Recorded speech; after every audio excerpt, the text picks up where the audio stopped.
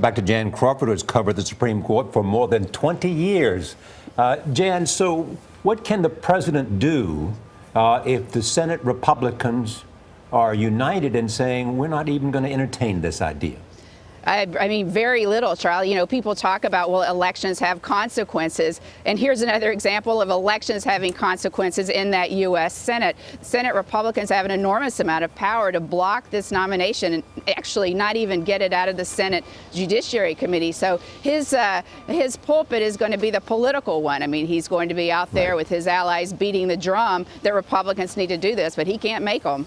Jan, I am fascinated by how this will affect the 6 big cases that are on the court's docket this term, from abortion, contraception, unions, voting rights, affirmative action, and immigration. What impact does Scalia's death have on those?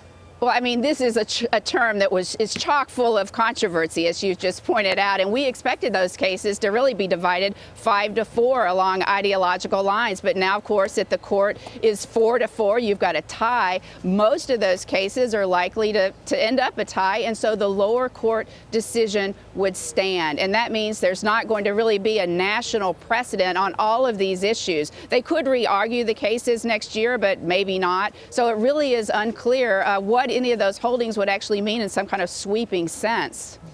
Jan, we did hear from Margaret that President Obama does have a short list, so to speak, to replace Justice Scalia. Is there any such thing as a non-controversial nominee at this point? No, there's not. I mean, that's an easy no. I can't see anyone getting confirmed right now. Wow. It's fascinating. Thank you, Jan.